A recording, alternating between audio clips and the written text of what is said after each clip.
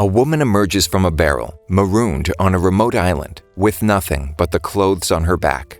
She curses a man named Samon, who sails away, reassuring his associates that she will be unable to use magic. She proclaims to be the best mage in their clan, that nothing will stop her, except maybe hunger. Revenge isn't easy on an empty stomach.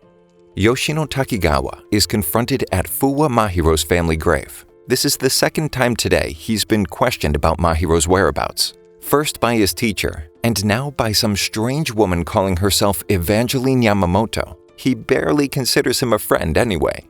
Before he can brush her off, she pulls a gun on him, claiming that a young man was seen saving a girl in a quarantine zone going by the name Fuwa Mahiro.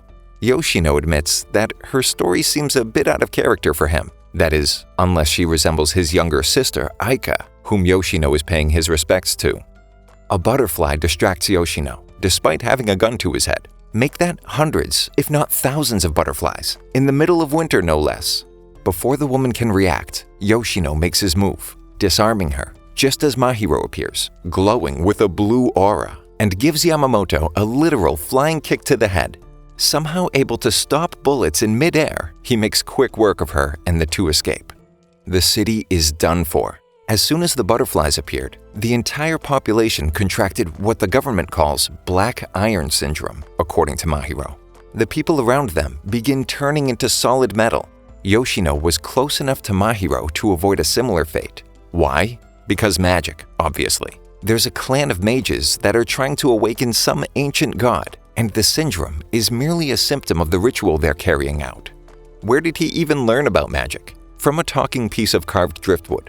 More precisely, the most powerful mage known to man, Kuzuribe Hakaze, the family's heiress, who is now reduced to speaking through a doll in order to communicate from the remote island where she was left to die. Despite how crazy it sounds, Yoshino believes every word. Mahiro and the mage make a deal. He'll help stop the clan, and in return, she promises to find his sister's killer. He says he'll even save the world in the process, which is definitely out of character for Mahiro. A giant orb rises from beneath the ocean and opens its single eye, which is pretty convincing, if nothing else. Apparently, these orbs have been popping up all over the country and are the fruit of some godlike tree. Hakaze explains that there's a mage clan, the Kuzuribe, who had a power struggle, which is why Samon marooned her on an island where she is unable to use magic, besides the doll. They go to the spot where Aika died so that Hakaze can help track the killer using the talismans she left scattered around the country. They allow anyone who touches them to use the limited magical power stored within. Mahiro takes a silver dagger and stabs the floor where Aika's body was found. The murder took place a year ago, so it will take some time to pick up the killer's trail. He gives Yoshino a few talismans, warning him to be wary if any butterflies appear. They part ways, since there's no point in Yoshino sticking around. Besides, Aika didn't like him anyway, and he has a girlfriend to worry about.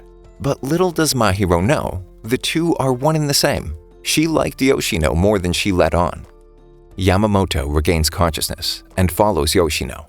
He touches one of the talismans and sends them both flying into a storefront across the street. Picking up the handgun she dropped, he tries to escape, but becomes trapped in his school. A mage wielding a spear appears while Mahiro and Hakaze argue. Despite her warning not to fight him head-on, that's exactly what he does. In an attempt to smoke Yoshino out, Yamamoto drives him to the roof, where he doesn't hesitate to give her a warning shot, surprised at how calm he is holding a gun. She tries to make a run at him, but instead, he tackles her, teleporting them over the edge. She's terrified after he barely breaks their fall, using magic. Yoshino can't abandon Mahiro and decides to make a deal with Yamamoto. While they walk, she realizes that his girlfriend was Fuwa Aika. Both he and Mahiro don't accept the absurd circumstances of her death, but maybe he can find the reason behind it in a world where time is out of joint. Mahiro is not doing so hot against Natsumura, one of Samon's henchmen, when Yoshino shows up to help. The princess tells them to retreat immediately, but Mahiro grows tired of her nagging, so he throws Yoshino the doll so she can explain how magic works to him and runs to face off against the spear-wielding mage. She dispels his worries about offensive magic. The Kuzuribe can only use defensive magic. It's meant to maintain the logic of the world, to repair, heal, and manage it. So instead, he uses a force field at the end of his weapon, sort of like shield bashing someone. The magic comes from the Tree of Genesis, requiring both the invocation of a clan member and an offering, anything that is a product of civilization. The more complex the offering, the more powerful the magic. Mahiro figures out pretty quickly that he can cause damage without a weapon by using the same technique on his own body. It still doesn't stop him from getting thrown around or protect him completely from injury though. He's reminded of his sister and refuses to give up, taking a gun from a metallized cop while accidentally leaving his phone on the bus. The government sends in helicopters to destroy the tunnels and bridges in an effort to quarantine the city. In one of the tunnels, Mahiro and Natsumura have a standoff. He fires the gun at a gas tank, confident the explosion will do the trick. It's a good thing Yoshino shows up after finding Mahiro's bloody phone on the bus, using healing magic to track him. The two book it out of the tunnel, just as the choppers take aim and collapse the bridge. Hakaze is impressed with Yoshino's quick thinking. She narrows the identity of the killer down. It's a member of the Kuzuribe clan. The duo takes a bus out to the countryside to search for more talismans and wait for more fruit to appear so they can triangulate their trajectory. When butterflies suddenly appear, Yoshino attempts to save the few people in the area, but doesn't reach a pair of kids in time. Hakaze and Yoshino talk about their relationship while Mahiro takes a bath. They've known each other since middle school, though they weren't technically friends. Mahiro was a rich kid, which isolated him from the others. After getting run over by a motorcycle in an apparent accident, Yoshino is forced to visit him in the hospital with their teacher. Due to his status, Mahiro suspects it was a hit job and asks Yoshino for help since the adults won't believe him. It turns out he was right. Yoshino investigates and finds a connection between the cyclist and the chauffeur. They plotted revenge after Mahiro's father sacked the chauffeur, but Yoshino never wanted anything to do with him. After that, the two were always paired up. While Mahiro is alone, Hakaze poses the same question, to which he responds, "There was some stupid stuff that happened." And then the stupid punchline was Yoshino announcing to the class the real reason he was run over. He was selflessly saving a puppy, which is when people stopped fearing him for his status and began to warm up to him. Mahiro reiterates that Yoshino is a vicious person, but he concedes he might not have made it this far without him. Samon knows the two of them are catching up and have already triangulated the Tree of Exodus location from the fruit's trajectory. Another clan member, Tetsuma, who shares the same concerns about the princesses, Hakaze's interference, travels to the next stash of talismans since they always tracked her movements just in case. The princess's confidence stems from the protection granted to her by the Tree of Genesis, but something feels off to Yoshino. Samon and the rest of the clan also draw on its power, so why revive the Tree of Exodus and trap the princess on an island? In an aquarium, Yoshino has flashbacks to a date he and Aika had in a similar aquarium. She always quoted Hamlet, believing everything happens for a reason, though this aquarium is abandoned and the fish turned to iron. They find the talismans just as Tetsuma waltzes through the doors. Hakaze questions why the clan would rebel against their purpose of reviving the Tree of Genesis. Tetsuma replies that she's become oblivious by imposing her will on the others. It's better if she dies on that island. One of the talismans they retrieve is the exact same necklace that Aika gave Yoshino, making him question the veracity of fate. Maybe she was right, but why then was she brutally murdered? Mahiro devises a plan to flood the place and threaten to electrocute Tetsuma and his henchmen, allowing the duo to escape without facing a real mage head-on. Hakaze sends them to meet Junichiro, who's holding on to a special talisman that will turn the tide in their favor. Only one obstacle stands in their way, the secret password. Boobs that don't shake aren't boobs at all. They're in, but they find it strange how Junichiro talks about the princess in the past tense until he claims that she's been dead this whole time. He verified the body himself, even though all that remains is her skeleton. He doesn't want to know their plans, since he's neutral in the clan's dispute and isn't actually a true member of the clan and can't use magic. The two of them ruminate on this new development while riding the bus. Out of nowhere, the ground starts shaking and there's a sudden influx of butterflies. people begin turning to iron as another one of the Tree of Exodus' giant orb-like fruits emerges from beneath the earth. Mahiro tells the bus driver to floor it. He'll be safe as long as he's near them. The princess gives them permission to move in on Samon's location. Meanwhile, Natsumura meets with Junichiro and asks him to join their side and give up on remaining neutral. Junichiro levels him with ease and warns him that Samon wouldn't appreciate his actions. Junichiro wonders whether Mahiro and Yoshino are aware that the Tree of Genesis has a higher likelihood of ending the world. Yoshino is taken off guard that night when Mahiro asks if he knew Aika had a boyfriend. Hoping he hadn't been found out despite all the evidence right under Mahiro's nose, he replies that he couldn't picture it, wondering if his face gave anything away. They open the briefcase to discover the special talisman is a gun wrapped in chains, which seems odd given that the others have all been trinkets more or less. The princess says that the tree absorbs the weapons anyway, so it still upholds order through their destruction. Mahiro can't see through Yoshino's thinly veiled disguise, or even recognize his own feelings, but he can make astute observations apparently. They're surrounded by armed soldiers. The two jump into action, but Mahiro gets knocked out and Yoshino is taken. Although it's not against his will, he's made a deal to obtain some insurance, as well as a handgun in case things go south. The government agency's forces plan to launch a full assault on the Tree of Exodus. Mahiro saves Yoshino from his captors, but seems not to suspect him in any way.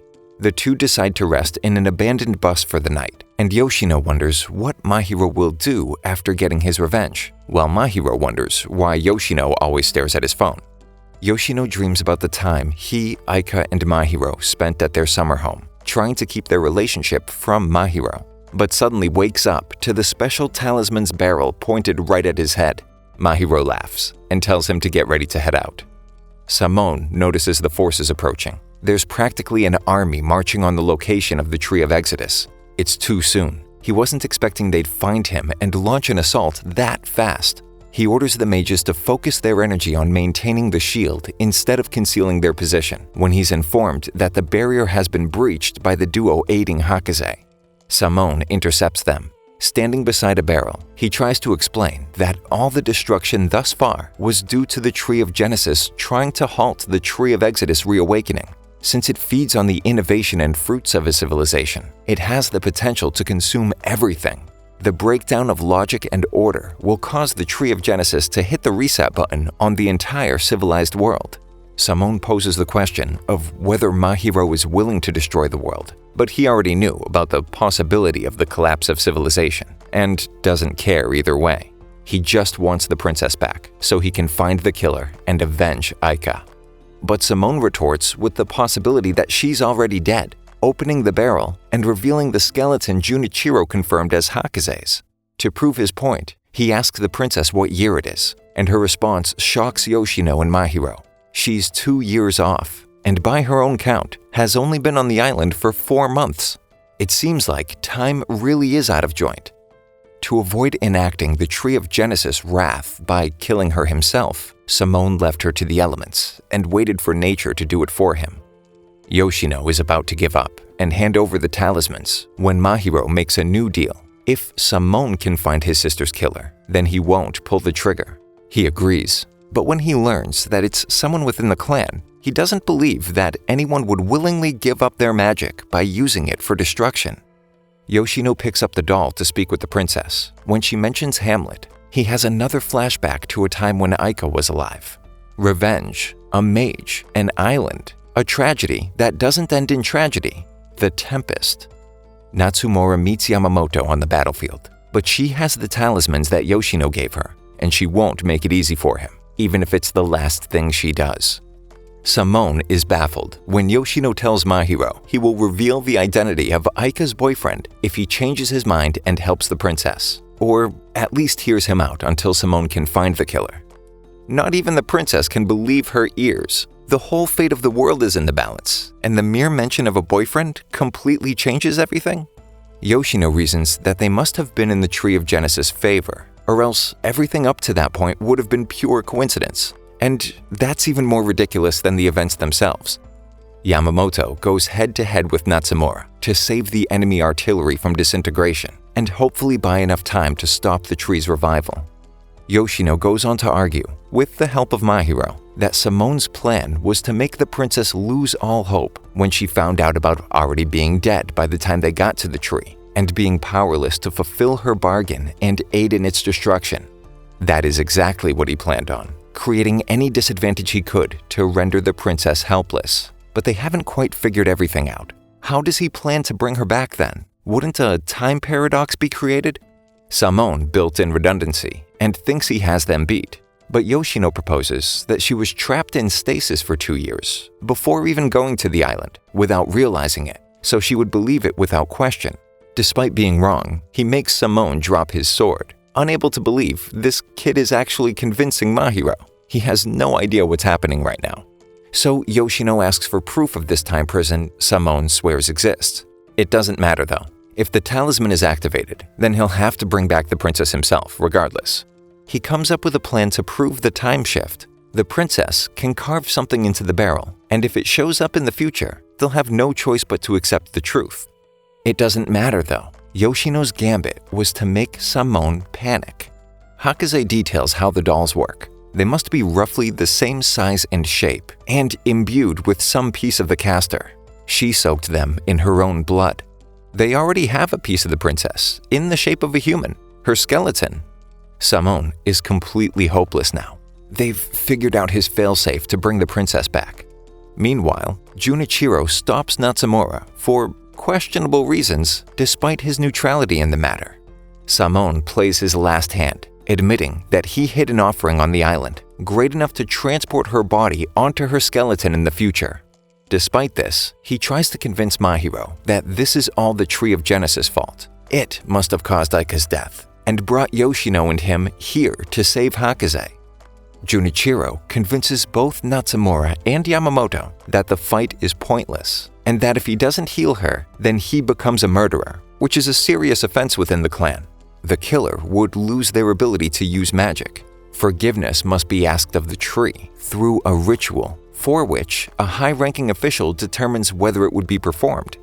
The princess corroborates this, but if it were to happen, then they would not be caught in the web of magic after all. Samon uses this to try and convince Mahiro that it's all too convenient for the princess. Obviously, fate favors her, but what if fate favored him? Remembering his sister quoting the Tempest, Mahiro calls out both Yoshino and Samon for trying to buy time. Samon was stalling until the investigation results came back. If he brought the killer, then there would be no reason to tempt him to join his side and not Hakaze's. The whole time, trying to revive the Tree of Exodus before any action was taken.